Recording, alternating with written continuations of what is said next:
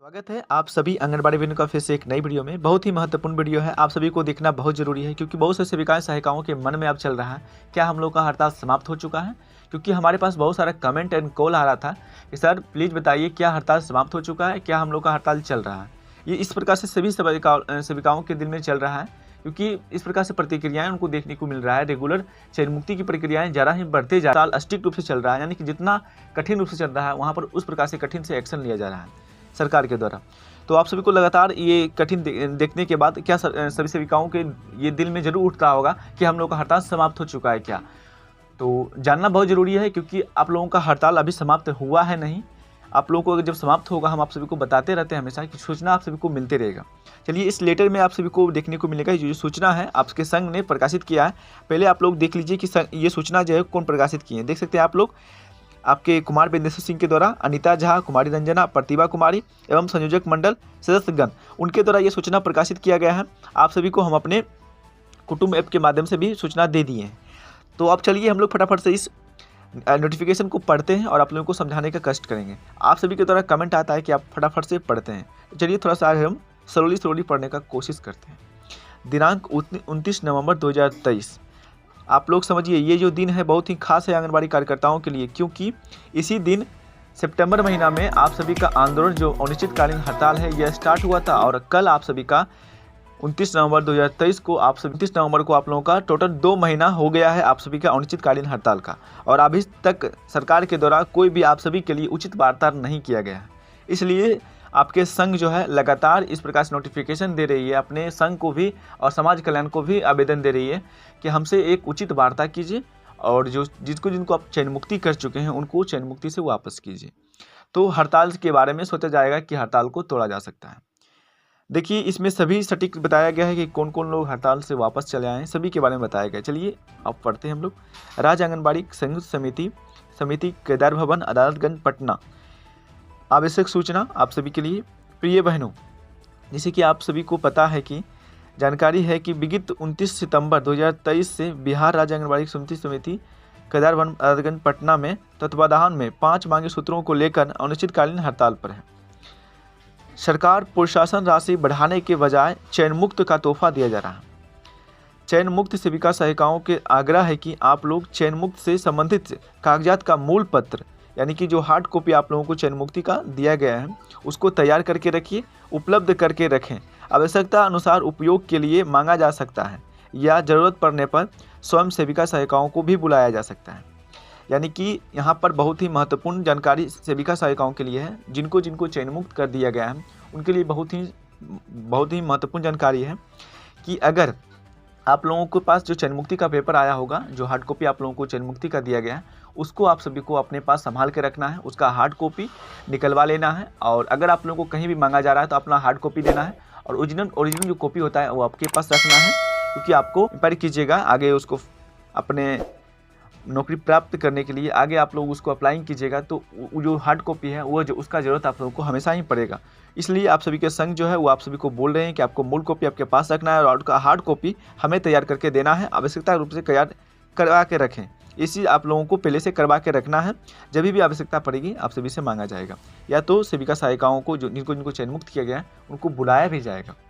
ठीक है, किसी भी चयन मुक्त सेविका सहायिकाओं को इधर उधर भटकने की ज़रूरत नहीं है। बार बार हम लोगों के द्वारा बोला जा रहा है कि चयन मुक्त की पूरी जवाबदेही अपने ऊपर लेती है। देखिए यहाँ पर बार बार आपके संघ के द्वारा बोला जा रहा है कि जितनी सेविकाओं को चयन मुक्ति किया गया है उनको कहीं भी भटकने की ज़रूरत नहीं है। सीधा जवाबदेही आप हमारे ऊपर है, हम आप सभी के जॉब को प्राप्त करवाएंगे। इसलिए आप लोगों को कहीं भी जाने की ज़रूरत नहीं है। आप लोग जब तक चयन मुक्ति का वापस नहीं होगा, सम्मानजनक समझौता नहीं होगा, तब तक आप लोगों को छोड़कर चैन की सांस हम लोग नहीं लेंगे। ठीक है, जैसे जैसे पदाधिकारियों गण आप लोगों को डराते धमकाते आ रहे हैं, जब तक आप लोग डरते रहेंगे तब तक लोग डराते रहेंगे। जिस दिन आप लोगों डराना बंद कर देंगे सरकार तुरंत समझौता का वार्ता करके चयन मुक्ति वापसी भी ले लेगी और मांग भी पूरी करेगी।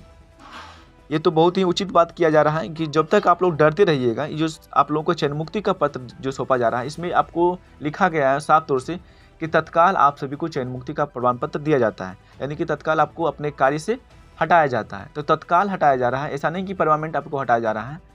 तो आप लोगों को डरने की बिल्कुल भी ज़रूरत नहीं है। आप सभी को जॉब जो है वो ज़रूर प्राप्त होगा और इस प्रकार से आप लोगों को डर बनाया जा रहा है। ऐसी को आप लोगों को डराने का एक उचित मार्ग वो भी चुन लिए हैं।